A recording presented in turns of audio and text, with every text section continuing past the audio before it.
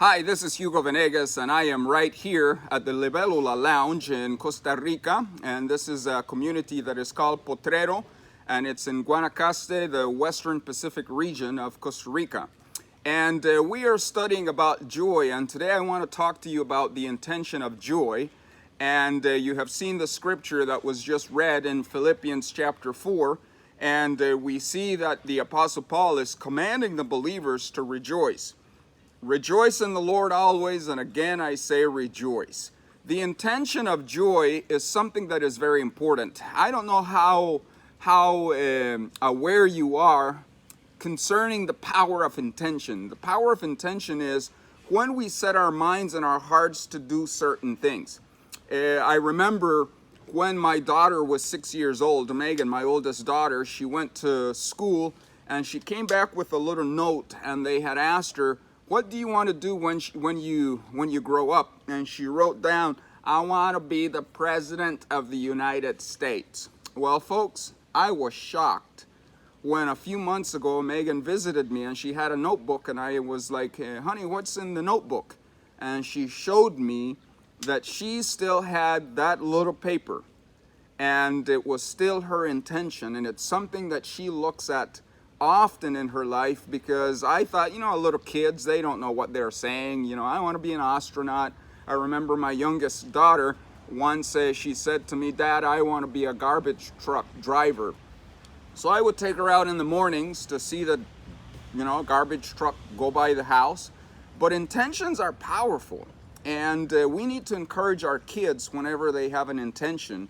And I hope someday that if my daughter runs for office, that she'll be successful. But that has been an intention of hers since she was very young. The place that we're staying, the Libélula Inn, it's a wonderful lounge, and the owner is from England, and his name is Nathan. And Nathan has set an intention that he was going to go out to an island that is right here in Potrero and swim from the island back to the coast. And they encountered difficult weather. It was choppy, it was windy, and something that could have taken a couple of hours took him 7 hours to swim from the Catalina Island all the way to the coast here in Playa Potrero. And he was talking about it. A friend brought it up last night as we were having some drinks over here, and the friend was saying, your mind was so set that it didn't matter that you were swimming, and sometimes the current would pull you a quarter of a mile back. But you kept swimming and kept swimming, and he swam for 7 hours, and he was the first person in Costa Rica who is known for accepting the challenge to go from Catalina Island back to the coast. So our intentions are very powerful, and if you want to experience joy every day of your life, you have to make sure that it is your intention, that every day you get up and you say, it is my intention to be joyful. It is my intention to experience peace, to experience a sense of well-being in my life. And when you make that an intention, then you will be able to experience the reality of joy. As I said, joy is not a suggestion. It is a command for the believers. And why do you think Paul is saying, rejoice in the Lord always, and again I say rejoice? It's a command because Paul believes that it is possible, no matter what circumstances, that you and I can experience joy. In fact, where was he writing these instructions from? He was writing the letter to the Philippians while he was in prison. He was in a Philippian jail, incarcerated. He was with a rat-infested deal. There were no bathrooms. You had to have friends or people bring your own meals. And it's in that setting, unjustly accused for preaching the gospel, thrown into prison to rot, and right there in that situation, he writes down, rejoice in the Lord always, and again I say rejoice. Why? Because he had made joy an intention of his life, no matter what the circumstances. And as I shared with you last week, happiness is circumstantial. I may be able to say, I'm happy if there is a pool, I'm happy if there is a beach, I'm happy if there is a lot of beautiful things around me, but what if I'm in the middle of the desert? There is no water, there are no toilets, there is no SUV, Am I going to be happy? Most people would say, I can't be happy because it's circumstantial. But joy, no matter where you are, no matter what's going on, if life is throwing you lemons, if life is incredibly hard, or if you're facing health challenges, or if you have financial problems, make it an intention to experience joy. We can also learn about intention from Nelson Mandela. Nelson Mandela, the liberator of South Africa, who allowed them to end apartheid and come into a new democracy in that great nation in the African continent, was incarcerated for 27 years. And he could have been bitter, unjustly thrown into prison. He was a revolutionary. He was a fighter. He used violence at the beginning of his life as a way of trying to overthrow the South African government. But as he was incarcerated, he changed his perspective. He learned how to be a man of peace. He learned how to love his enemies, how to forgive them. And it was in those 27 years of having the intention, of setting the intention to be a man who could change the history and the course of a nation who had differentiated people based on their color, based on their skin and their economy, and he brought that whole nation together. Because for 25 years, it was his intention to see South Africa free, living in harmony, living in peace, in justice for all.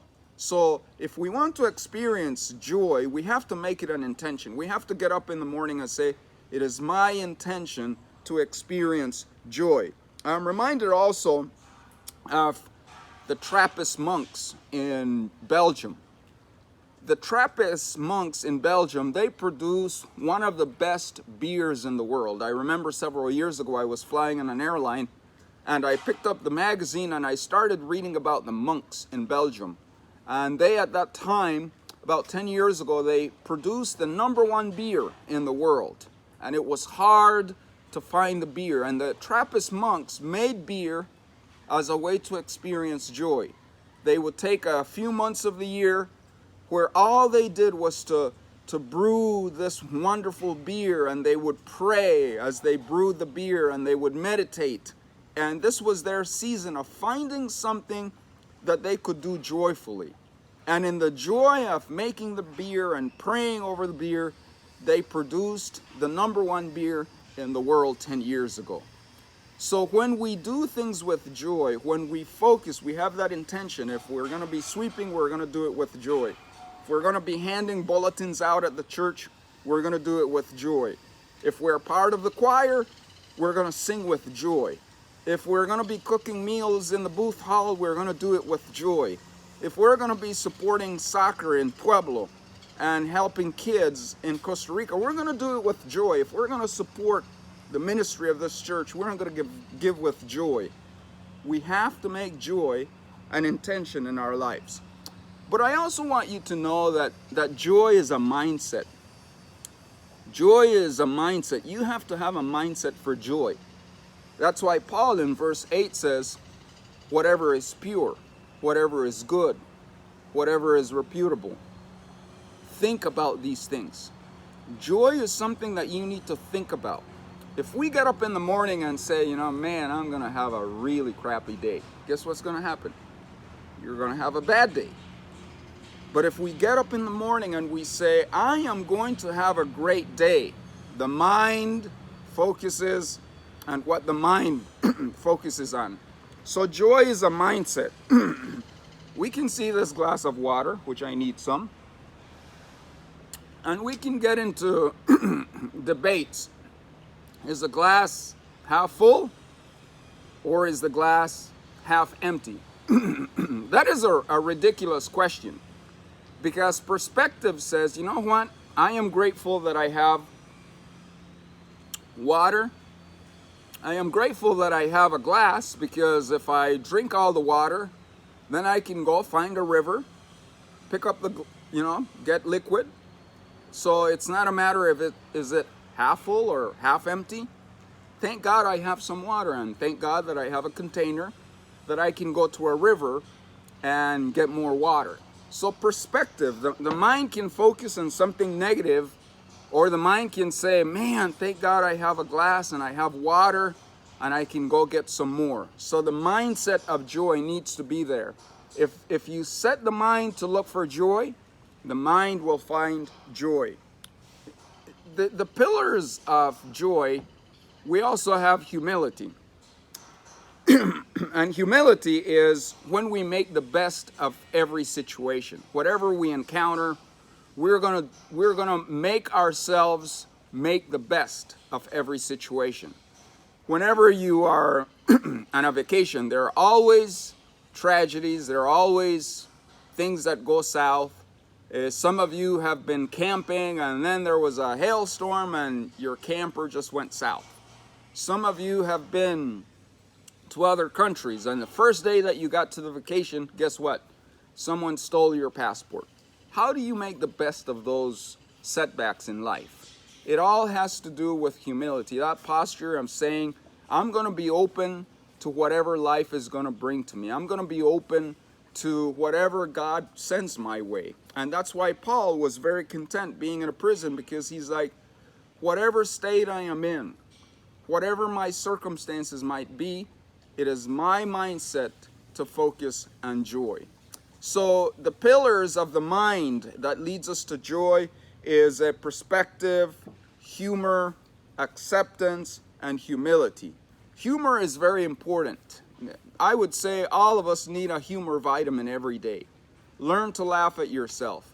Whatever makes you laugh, focus on those things. It could be a show, it could be a comedian, it could be seeing your grandkids play around. Whatever causes you to laugh, that is a point of joy that you need to cultivate. So how do we experience joy on a daily basis? We have to make joy an intention in our lives. We have to have a mindset of joy. And thirdly, we have to have a heart that is focused on joy. And among the pillars of the heart that allow us to connect with joy, there is forgiveness. If we're unwilling to forgive people, we're going to have a bad time. I have a niece who owes me $130. And she showed up at the wedding, and I greeted her, and I brought it up right away. I said, you know, when are you going to pay me my $130? And I had no resentment, but I want my money back. You know what I mean? And she said, well, when I have money. And I expressed some concerns as to how she asked me to do her a favor, buy her some expensive purse.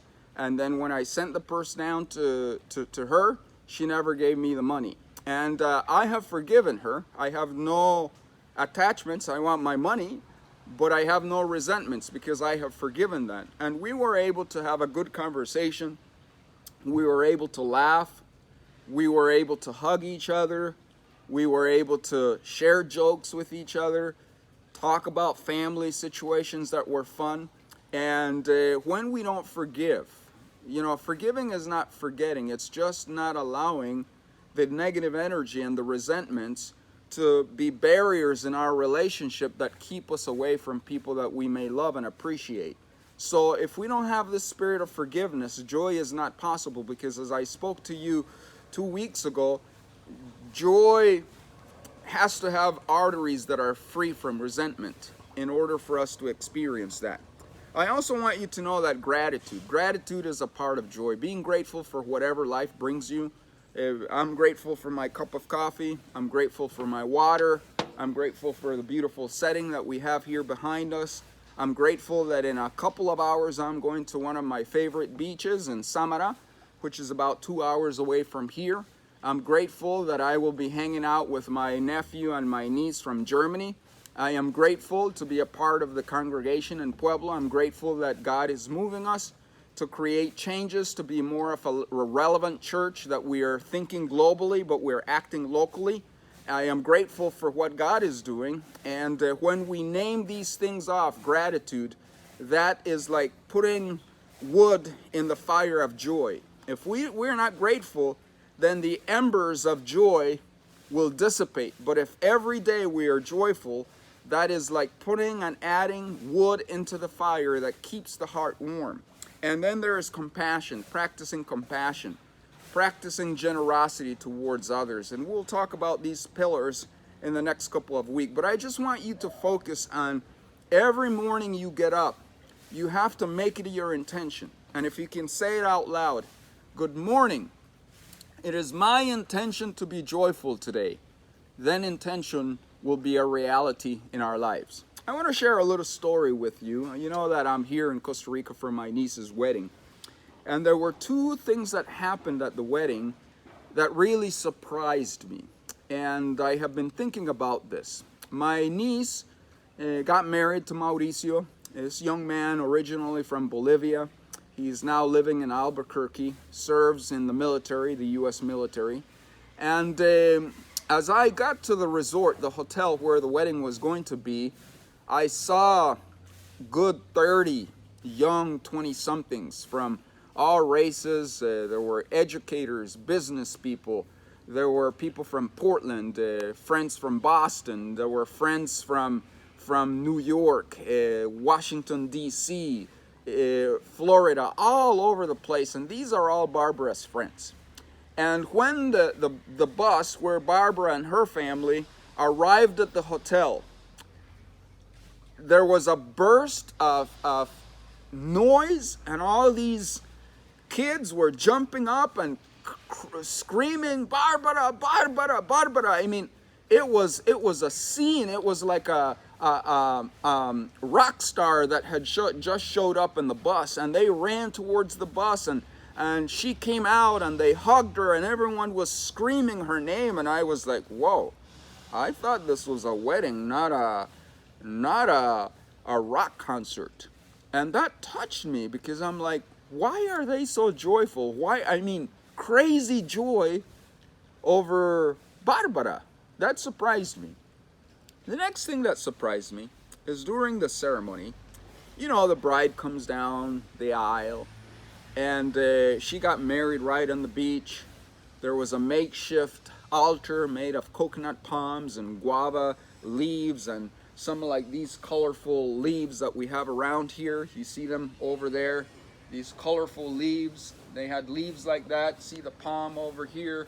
They had a wedding makeshift altar where they came in. And the wedding party came down. The flower girl came throwing leaves, of course. Barbara is very nature driven. And then I kept looking down to the aisle, and everyone was like, where is the bride? And I kept looking. But there was a surprise, because the bride was not coming from down there. Barbara, being Barbara, had decided, unbeknown to her fiancé, that she was going to get in a boat, like 5 blocks from where the resort was, get in a boat, come in the ocean behind us, and right where the altar was, the DJ put on the Beyonce music, and Beyonce is singing, and then Barbara pops up from the boat in her beautiful wedding dress, and I have never seen this before. Everyone in the audience got up from, this is a ceremony. You know, weddings are very distinguished and ceremonial. Everyone got up with their cell phones and rushed towards the beach. No one stayed seated, everyone rushed, and they are taking videos and pictures of Barbara coming in like a siren, off some mystical Caribbean ship. And I was like shocked. And you know what I learned from that? The reason why these people go crazy over Barbara, because Barbara is a fun young woman. She's always joyful. Everything that she does it with such passion. She was happily married. Then after that, there was dance. And she danced every song. And I have never seen this. Someone who hired a carnival band to show up at 10 o'clock at night after the DJ is going with all crazy music, and everyone started dancing to carnival music. And they did the limbo. And everything she did was joy. It was 2 in the morning. And I saw Barbara down at the beach because they kicked us out of the resort. So we took the party to the beach.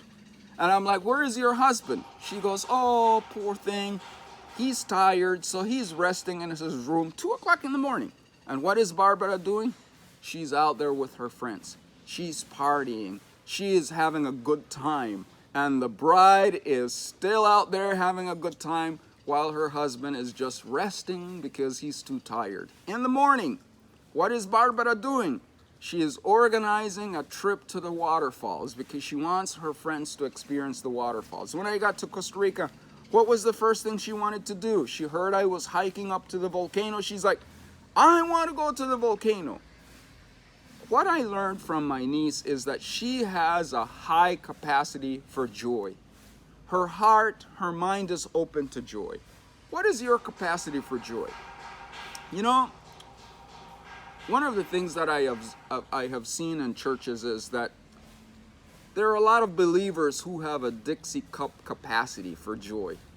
A little joy, a little happiness. I love the church. There's no joy. There's no excitement. Why? Because we have a Dixie cup mind, a Dixie cup heart. We have to expand our capacity. So I want you to put your Dixie cups down and say, Pastor, I want to have a capacity for joy like the Apostle Paul. I want to have a capacity of joy, an intention of joy like Barbara. There is a swimming pool of joy waiting for you, not a Dixie cup. Can you expand your horizon? Can you be as committed as Barbara was to joy? Can you be like a Nelson Mandela who's saying, you know, I may have health challenges. I may have financial limitations. I may have conflicts. I may have lost a lot in life, but today I am making it an intention that I will live with joy. I want to challenge you as we go through the 8 pillars of joy, that you put your Dixie cup down and that you open your heart and to say, I want to be an ocean of joy. I want to be a cascade of joy. I want to be a universe filled with joy. And that's why the Apostle Paul says, rejoice in the Lord always.